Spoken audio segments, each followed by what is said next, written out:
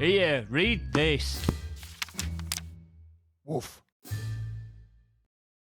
Hello, it's the 18th of March 2026, and here is your poem of the day.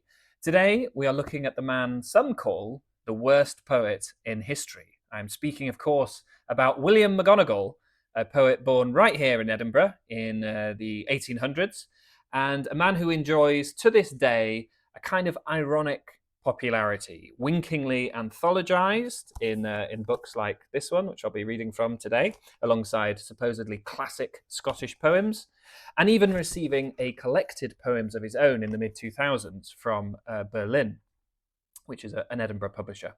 The poem I'm going to read for you today is probably his best-known poem.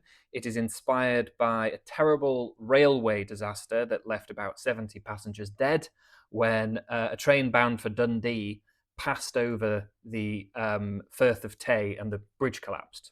I think every passenger died. And this is what William McGonagall wrote in response. So, as usual, I'll read through the poem in full, and then we'll talk a little bit about it at the end. So here we go, The Tay Bridge Disaster by William McGonagall. Beautiful railway bridge of the Silv'ry Tay. Alas, I am very sorry to say that 90 lives have been taken away on the last Sabbath day of 1879, which will be remembered for a very long time. 'Twas about 7 o'clock at night, and the wind it blew with all its might, and the rain came pouring down, and the dark clouds seemed to frown, and the demon of the air seemed to say, I'll blow down the Bridge of Tay. When the train left Edinburgh, the passengers' hearts were light and felt no sorrow. But Boreas blew a terrific gale, which made their hearts for to quail. And many of the passengers with fear did say, I hope God will send us safe across the Bridge of Tay. But when the train came near to Wormit Bay, Boreas he did loud and angry bray, and shook the central girders of the Bridge of Tay on the last Sabbath day of 1879, which will be remembered for a very long time. So the train sped on with all its might, and bonny Dundee soon hove into sight, and the passengers' hearts felt light, thinking they would enjoy old year's night with their friends at home they loved most dear, and wish them all a happy new year. So the train moved slowly along the Bridge of Tay until it was about midway. Then the central girders with a crash gave way, and down went train and passengers into the Tay. The storm fiend did loudly bray, because 90 lives had been taken away on the last Sabbath day of 1879, which will be remembered for a very long time. As soon as the catastrophe came to be known, the alarm from mouth to mouth was blown, and the cry rang out all o'er the town, Good heavens, the Tay Bridge is blown down, and a passenger train from Edinburgh, which filled all the people's hearts with sorrow, and made them for to turn pale, because none of the passengers had lived to tell the tale, how the disaster happened on the last Sabbath day of 1879, which will be remembered for a very long time. It must have been an awful sight to witness all this by dusky moonlight, while the storm fiend did laugh and angry did bray along the railway bridge of the Silv'ry Tay. Oh, ill-fated bridge of the Silv'ry Tay! I must now conclude my lay by telling the world fearlessly, without the least dismay, that your central girders would not have given way, or so do many sensible people confess, had they been supported at each side with buttresses.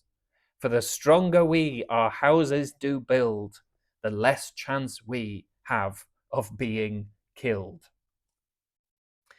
Oh, I messed up the lovely final parable to end there, the moral of this terrible tale. The stronger we our houses do build, the less chance we have of being killed. Or do not operate machinery pished, for it reduces your chances of getting squished. You know, it's a very practical lesson, and that's to be admired about William McGonagall. Now, I just noticed that he says the death toll is more like 90. I quickly looked up before I started recording, and I'm sure it said 75. So I don't know. McGonagall is obviously the expert on this topic of this particular disaster, so I defer to him. If you want to hear more about the sort of biographical information about McGonagall, and I think information about this disaster, I think we talked about both on a podcast I made with my girlfriend, Belle, years ago. I was trying a sort of alternative format to my podcast called Ear Don't Read This, which was a short-lived idea where we sort of talked about anti-recommendations, basically. And we did an episode on McGonagall. I have since then I've been trying to turn my powers for good and mostly talk about poems that I do heartily recommend and books that I heartily recommend. And I've also, in the years that have passed since then, come to think that McGonagall's supposed status as this poetry's ultimate punchline is a little bit strained. And I thought I'd use today to talk about why.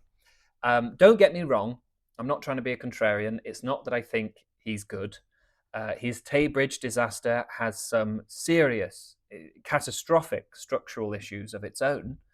But there are also strengths that I think are often lacking in modern day poetry. And that's what makes me think when people cite McGonagall as this sort of touchstone of crapness, that, I don't know, it's a bit of an uneasy ghost to invoke in the modern poetic landscape. Because there are strengths, as I say, that I think you don't see elsewhere. There is, within his poetry, don't laugh, some kind of metrical awareness on show. Even when it fails, you can tell where it should have been. You can tell the ambition of a kind of metrical sense.